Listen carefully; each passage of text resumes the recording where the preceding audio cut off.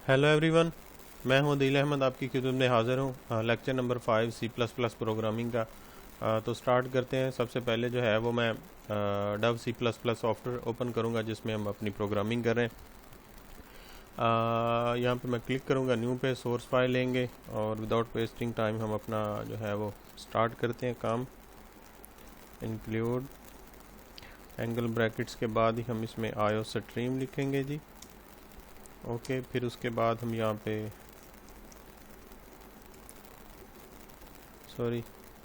यहाँ पे हमने यूजिंग नम स्पेस, फिर उसके बाद ही हमने इंट मेन पैरेंथेसिस लगानी है, फिर उसके बाद ही हमने बॉडी लगा दिया और यहाँ पे हमने रिटर्न 0 एज यूजुअल। ये चीज़ें जो है वो लाजमी है जो हम पहले भी अपने ट्यूटोरियल्स में लिखते हैं। तो सबसे पहले मैं यहाँ पे कंटीजर टाइप का एक हम एग्जांपल प्रोग्राम करेंगे इफ एल्स का, जो लास्ट लेक्चर नंबर 4 में हमने किया था। यहाँ पे मैं एक नम के नाम से एक वेरिएबल डिक्लेयर करता हूँ और उसको जो वैल्यू है जी मैं 90 असाइन कर देता हूँ और उसके बाद यहाँ पे मैं कंडीशन लगाता हूँ कि इफ़ नम जो है उसको हम क्या करें, रिमाइंडर लगाएं, क्योंकि हमारा रिमाइंडर ऑपरेटर रहता था, मैं उसका इस्तेमाल सिखा रहा हूँ। इफ़ नम उसको जो है वो रिमाइंडर लगाएं हम किस पे, 2 पे, और वो इक्वल हो जाए जी 0 पे। तो सी आउट क्या करवाए,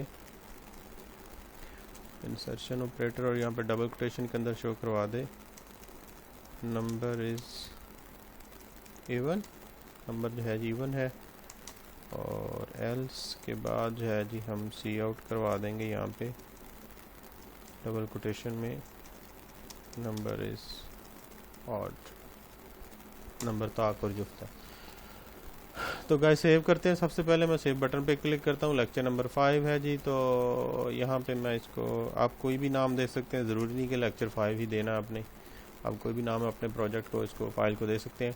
तो देखते हैं जी, मैं यहाँ पे इंटीजर टाइप का एक वेरिएबल नम डिक्लेयर किया, इसको मैंने 90 वैल्यू साइन करवा दी असाइनमेंट ऑपरेटर के थ्रू। यहाँ पे कंडीशन लगा है कि इफ़ नम से मुराद क्या 90 है। अगर 90 को हम 2 पे डिवाइड करें और वो उसका जो रिमाइंडर आए, जो बाकी बचे नीचे जो बचता होता है, वो अगर 0 के बराबर हो तो नंबर क्या होगा, इवन होगा, नहीं तो नंबर क्या होगा, ऑड होगा। सेव कर लिया हमने। सबसे पहले हम इसको कंपाइल करते हैं। कंपाइल करके हम देखते हैं जी, यहाँ पे एरर आ रहा है, कह रहा है कि रिटर्न का क्यों आ रहा। तो आप देख सकते हैं कि यहाँ पे n मिसिंग था, तो हमारा कोड एग्जीक्यूट नहीं हो। तो मैंने सेव किया। सेव करने के बाद अगेन कंपाइल करूँगा।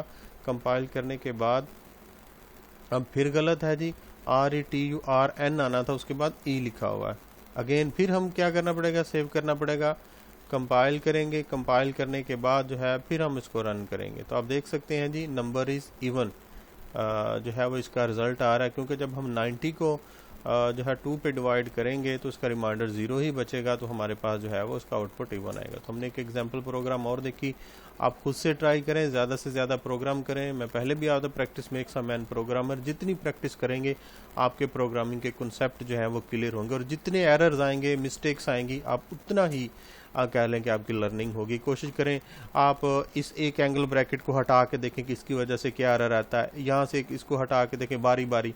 तो ये सारी चीज़ें जो है वो आप चेक करें, उसको हटा के फिर उसको सेव करें। सेव कंपाइल के रन करके देखें कि इसकी वजह से क्या चेंजिंग आई और क्या एरर जनरेट हुआ। तो फ्यूचर में जो है फिर आपके लिए जो है वो बेहतरी होगी। अब जी आगे मैं क्या करता हूँ, और प्रोग्राम लिखने लगा। हम आज मल्टीपल इफ एल्स को सीखेंगे। यहाँ पे देखें, मैंने इंटीजर टाइप का एक नम के नाम से वेरिएबल डिक्लेयर किया और उसको 90 असाइन कर दिया। 90 असाइन कर दिया। अब आगे मल्टीपल इफ एल्स का हमने इस्तेमाल देखना है। तो सबसे पहले जी मैं कंडीशन लगाता हूँ इफ़ के अंदर मैं यहाँ पे जो है जी कंडीशन लगाऊंगा कि इफ़ नम जो है वो ग्रेटर देन और इक्वल किसके हो जी, 90 के हो। तो सी आउट क्या करवा दे यहाँ पे with in double quotation A grade. Okay, और लास्ट पे हम सेमीकोलन लगा देंगे। फिर उसके बाद आगे जो हमने कंडीशन लगानी, एल्स मल्टीपल इफ एल्स मैंने बताया, तो एल्स इफ दूसरी कंडीशन आ जाएगी यहाँ पे कि नम जो है वो क्या हो, ग्रेटर देन और इक्वल हो किसके, 80 के। ठीक होगा। तो सी आउट क्या करवाना आपने, सी आउट में आप यहाँ पे मेंशन करेंगे कि जो है वो बी ग्रेड। इस तरह गाइस आप करते जाएंगे, लिखते जाएंगे। तो मैं टाइम सेविंग के लिए क्या करता हूँ कि इसको मैं सेव कर लेता हूँ, यहाँ से लेके यहाँ तक वाला पार्ट। तो कंट्रोल सी प्रेस करते हैं, आगे उसके बाद एलजीफ वाला कंट्रोल वी कर दिया। अब पहले 80 था, यहाँ पे हम क्या कर देंगे, मैं 70 कर देता हूँ। बी ग्रेड था तो अब मैं क्या कर देता हूँ, यहाँ पे सी ग्रेड कर देता हूँ। फिर मैं इंटर करता हूँ, फिर मैं कंट्रोल वी करके कीबोर्ड से पेस्ट कर रहा हूँ। कंट्रोल सी के लिए, कॉपी के लिए हम कंट्रोल सी प्रेस करते होते हैं कीबोर्ड से। तो एलजीफ के बाद यहाँ पे नम है 70 है, तो यहाँ पे मैं इसको क्या कर दूंगा 60 कर देता हूँ, और सी की जगह पे यहाँ पे क्या आ जाएगा, डी ग्रेड मैंने लगा दी। ठीक है, फिर मैंने यहाँ पे कर्सर रखा और कीबोर्ड से आप राइट क्लिक करके ऐसे पेस्ट भी कर सकते हैं, क्योंकि मैंने कॉपी पहले किया हुआ है। 60 कर दिया, और फिर यहाँ पे इसको मैं क्या कर देता हूँ 50 कर देता हूँ, और यहाँ पे ग्रेड पहले डी था तो यहाँ पे मैं क्या कर देता हूँ ई कर देता हूँ। ठीक हो गया जी। उसके बाद एक एल्स वाला मैं पार्ट लेके इसको वाइंड अप करता हूँ। एल्स करके आप यहाँ पे लिख दें सी आउट, और डबल कोटेशन के अंदर आप लिख दें कि यू आर फेल, मतलब इसके अलावा कोई भी नंबर होते हैं तो हम उसको फेल कर देंगे। हमने 50 वाले को पास रखना है, बाकी इससे कम जो भी लेगा वो हम उसको क्या कर देंगे, फेल कर दें। सेव किया जी। सेव करने के बाद अब हम क्या करते हैं, इसको यहाँ से कंपाइल करेंगे। कंपाइल करने के बाद अब हम इसको क्या करते हैं, रन करते हैं। तो आप देखते हैं 90 के बराबर हमें कौन सा ग्रेड मिल रहा है, ए ग्रेड मिल रहा है। ठीक हो गया।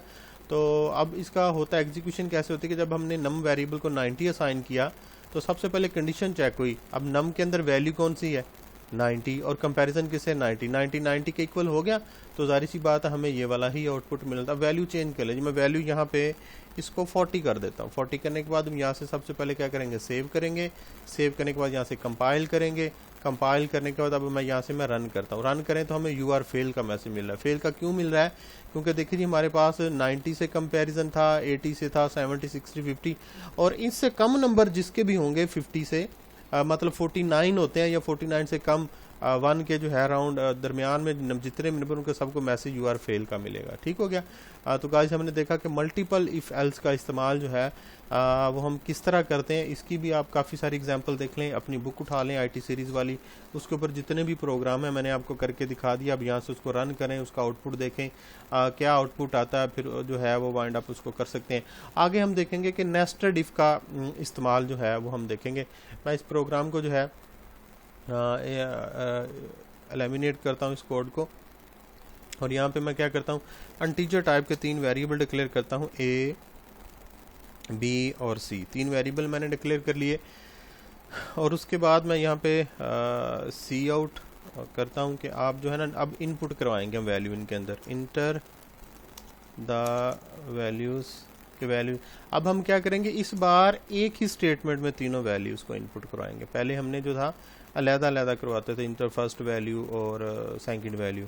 सी इन लिखेंगे जी, फिर उसके बाद एक्सट्रैक्शन ऑपरेटर, और अब हम यहाँ पे सबसे पहले जो वेरिएबल आएगा वो कौन सा, ए लिखेंगे। फिर उसके बाद हम क्या लिख देंगे, बी लिख देंगे। फिर उसके बाद हम किसको लिख देंगे, सी, और सेमीकोलन लगा देंगे। अब देखिए तीनों के तीनों वेरिएबल हम इनपुट लेने के लिए एक ही स्टेटमेंट में हम लिख सकते हैं। ठीक हो गया। तो हमने प्रोग्राम क्या करना है कि हमने नंबर देखने हैं कि वो इक्वल हैं आपस में बराबर, मतलब ए, बी और सी तीनों आपस में बराबर है या नहीं। नेस्टेड इफ़ का इस्तेमाल करेंगे। नेस्टेड इफ़ से मुराद होता है इफ़ विद इन इफ़, एक इफ़ के बाद फ़ौरन दूसरी इफ़ आ जाए। अगर बाहर वाली इफ़ का रिजल्ट जो है वो ट्रू आएगा, मतलब 1 आता है, तो फिर जो है इनर वाली कंडीशन एग्जीक्यूट होगी। अगर बाहर वाली आउटर का ही रिजल्ट 0 मतलब फॉल्स हो गया तो अंदर वाली कभी कंट्रोल नहीं जाएगा। तो मैं आपको दिखाता हूँ जी। नंबर हमने इनपुट कर लिए, सबसे पहले कंडीशन लगाएंगे कि इफ़ ए जो है वो इक्वल होगो बी के, एक इफ़ कंडीशन लगा ली। फिर उसके बाद मैं फ़ौरन, अब नेस्टेड तो तभी बनेगी ना अगर इफ़ के बाद फ़ौरन दूसरी कंडीशन आ जाए। इफ़ ए जो है वो इक्वल किसके हो, सी के। ज़ाहिर सी बात है तीनों नंबर तब भी बराबर हों अगर ए जो है वो बी के भी बराबर हो और ए सी के भी बराबर हो, तभी हम कह सकते हैं कि ए जो है वो बी के भी बराबर है, सी के भी बराबर है, तो तीनों नंबर जो है वो आपस में इक्वल है। अब आगे हमने क्या करवाना है, सी आउट यहाँ पे मैं करवा दूंगा कि ऑल नंबर्स आर इक्वल।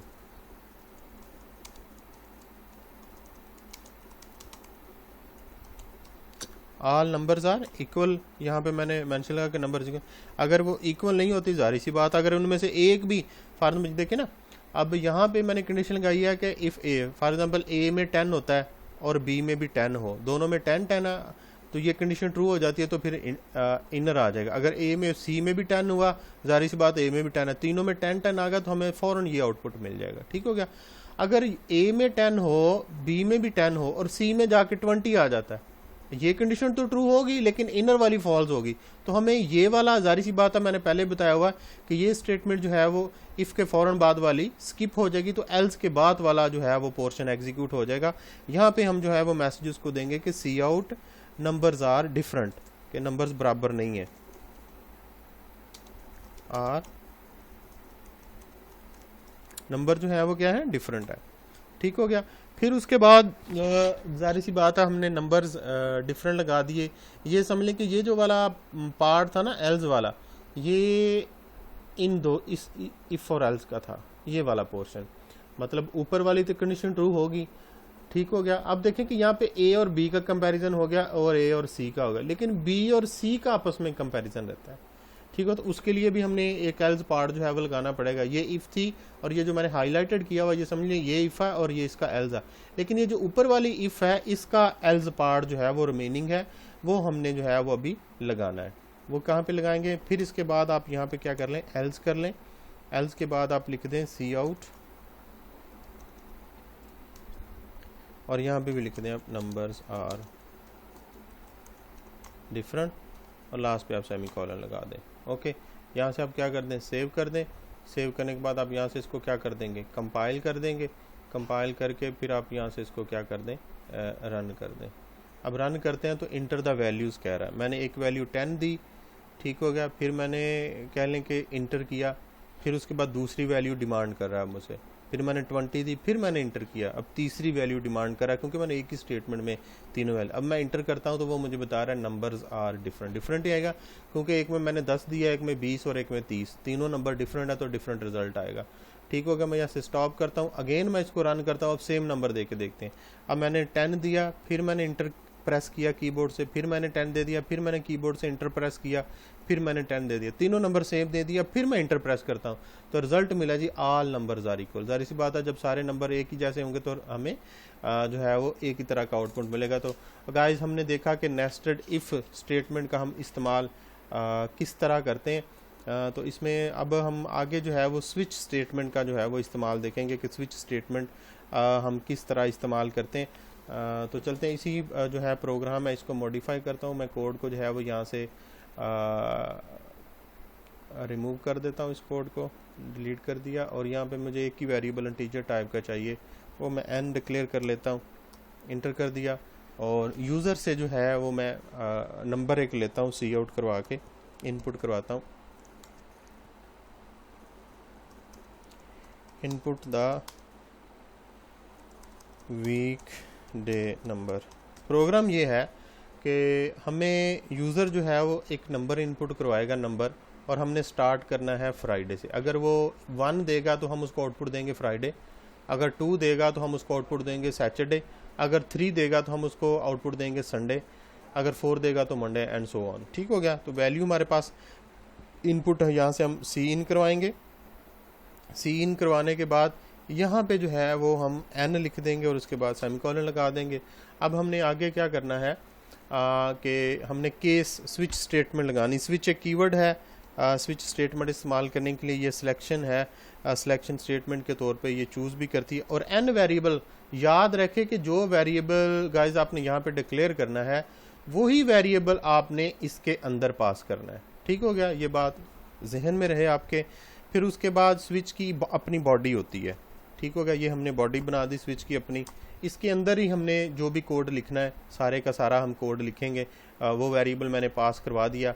अब आगे इसके बनेंगे केस। केस न्यूमेरिक मैं बना रहा हूँ क्योंकि हमारा वेरिएबल न्यूमेरिक है। ठीक हो गया। तो अब हमने केस 1 लिखा। अब मुझे सी आउट, मैंने बताया था 1 अगर यूज़र इनपुट करवाता है तो हमने जो है उसको आउटपुट जो देना है वो फ्राइडे का देना है। मैंने यहाँ पे फ्राइडे लिख दिया, लास्ट पे सेमीकोलन लगा दिया। फिर उसके बाद ब्रेक स्टेटमेंट आएगी। ब्रेक के बाद है कंट्रोल को रोक देना। अब मैं बताता हूँ ये किस लिए इस्तेमाल करते हैं। सपोज कर लें कि यूज़र ने n में जो वैल्यू इनपुट कराई वो 1 दी। अब 1 वैल्यू n के अंदर क्या है, 1 है। पहला केस किसका है, 1 से मैच हो गया। जैसे ही ये केस इससे मैच होगा तो हमें आउटपुट क्या मिलेगा, फ्राइडे, और उसके बाद ब्रेक हो जाएगा। उसके बाद जितना भी स्विच स्टेटमेंट के अंदर कोड लिखा होगा वो एग्जीक्यूट नहीं होगा, फौरन जो है ब्रेक का यही काम होता है कि एग्जीक्यूशन जहाँ पे केस मैच हो और आपके एग्जीक्यूशन को स्टॉप कर दे। इससे फ़ायदा ये होता है कि आपका टाइम जो है वो सेव हो जाता है। अब फिर इंटर करते हैं जी। अब मैंने पहले केस 1 बनाया था, अब जो है वो केस 2 बना लेते हैं। ठीक है, बारी बारी हम बनाएंगे। उसके बाद ये गौर रखें कि इसके बाद सेमी कॉलन आ रहा है और यहाँ पे केस के बाद हम कॉलन लगा रहे हैं। जब भी आपने प्रैक्टिस करनी है तो इन चीज़ों को जो है वो आप लाजमी तौर पे माइंड में रखिएगा। तो यहाँ पे सी आउट के बाद आप यहाँ पे लिख देंगे दूसरा जो वीकडे है, मैं वो लगा रहा हूँ यहाँ पे, सॉरी, और उसके बाद डबल कोटेशन के अंदर फ्राइडे। अब सैटरडे लिखेंगे, सैटरडे लिख दिया, लास्ट पे सेमीकोलन लगा दिया, फिर ब्रेक स्टेटमेंट आ जाएगी। अब मैं क्या करता हूँ कि इसी केस को मैं कॉपी कर लेता हूँ। ठीक हो गया, time saving control C press किया, फिर मैं इंटर करता हूँ, कंट्रोल वी प्रेस कर दिया। अब यहाँ पे इसको क्या कर देंगे, केस 3 कर दिया और सैटरडे की जगह पे हम संडे कर देंगे, संडे कर दिया। फिर मैं यहाँ पे कर्सर रखता हूँ, इंटर कर देता हूँ, कंट्रोल वी कर देता हूँ। अब 3 की जगह पे क्या आ जाएगा, 4 आ जाएगा और संडे की जगह पे हम क्या कर देंगे, यहाँ पे मंडे कर देंगे। ठीक हो गया। फिर मैं क्लिक करके कंट्रोल वी करता हूँ, 4 की जगह पे यहाँ पे क्या आ जाएगा, 5 आ जाएगा और यहाँ पे मंडे की जगह पे हम क्या कर देंगे, ट्यूसडे कर देंगे। ठीक हो गया, ट्यूसडे 1 हमारे पास आ गया, Friday, Saturday, Sunday, Monday, Tuesday. अब नेक्स्ट जो आएगा हमारा वेडनेसडे का आएगा, वो कौन सा होगा, 6 होगा। अब यहाँ पे हम जो है हमने कॉपी किया हुआ, मैं पेस्ट कर रहा हूँ कंट्रोल वी प्रेस करके। तो मैं बार बार बताता रहता हूँ, शॉर्ट की आप भी जो है वो माइंड में रखें क्योंकि इंटरव्यूज़ वगैरह में भी ये मोस्टली पूछी जाती हैं। तो फिर मैं यहाँ पे कर्सर रखता हूँ, इंटर करता हूँ, कंट्रोल वी करता हूँ। तो अब ये क्या आएगा, 7 आ जाएगा जो हमारा लास्ट है। और वेडनेसडे के बाद यहाँ पे हम क्या लगा देंगे, थर्सडे लगा देंगे। यानी जी मैंने यहाँ पे थर्सडे लगा दिया, ब्रेक स्टेटमेंट आ गई। उसके बाद एक ऐसा भी हम लगाएंगे जिसको हम डिफ़ॉल्ट का नाम देंगे। फॉर एग्जाम्पल ज़रूरी नहीं कि यूज़र जो है वो हमें 1 to 7 नंबर इनपुट कराएगा, वो 8 भी करवा सकता, गलती भी तो हो सकती है ना। तो उसके अगेंस्ट जो है उसको भी कोई आउटपुट मिले कि भाई आपने वैल्यू इनपुट दी है या आपने गलत दिया है। तो यहाँ पे मैं लिख दूंगा कि रॉन्ग इनपुट, कि आपने जो वैल्यू इनपुट दी है वो रॉन्ग है, आपकी आप वैल्यू जो है वो 1 to 7 इनपुट करा सकते हैं। यहाँ भी, या आप जब इनपुट लें, input the weekday number from 1 to 7 range, मतलब आपने जो वैल्यू इनपुट कराना है वो 7 की रेंज में देना है ताकि यूज़र को पता भी चल जाए, क्योंकि जनरल प्रोग्राम होता है। यहाँ से भी मैंने यूज़र को जो आउटपुट मिलेगा तो आप देख सकते हैं इस प्रोग्राम को जो मैंने लिखा। अब क्या करते हैं, सेव कर लिया। अब सबसे पहले इसको रन करते हैं, कंपाइल करते हैं, कंपाइल कर लिया। अब मैं इसको रन करता हूँ। वो कह रहा है कि input the weekday number from 1 to 7 range. तो मैं इसको जी 5 इनपुट दे रहा हूँ। इनपुट किया 5 मैंने कीबोर्ड से प्रेस करके, अब कीबोर्ड से मैंने इंटर का की प्रेस किया। तो आप देख सकते हैं जी हमारे पास ट्यूसडे का जो है वो आउटपुट आ रहा है। तो गाइस देखा कि हम किस तरह जो है वो स्विच स्टेटमेंट का भी इस्तेमाल करते हैं, कि स्विच स्टेटमेंट जो है वो किस तरह जो है इनका इस्तेमाल हो सकता है। अब जो है वो मैंने कह लें कि लॉजिकल ऑपरेटर का इस्तेमाल भी हमने सीखना है आज, कि लॉजिकल ऑपरेटर जो है वो किस तरह हम इस्तेमाल कर सकते हैं। तो मैं ये कोड जो है वो यहाँ से हटा रहा हूँ जो मैंने लिखा है स्विच स्टेटमेंट का। तो यहाँ पे इंटीजर टाइप का एक वेरिएबल जो है वो डिक्लेयर है n के नाम से, क्योंकि अब मैं क्या करता हूँ कि यहाँ पे वेरिएबल डिक्लेयर कर लेता हूँ 2।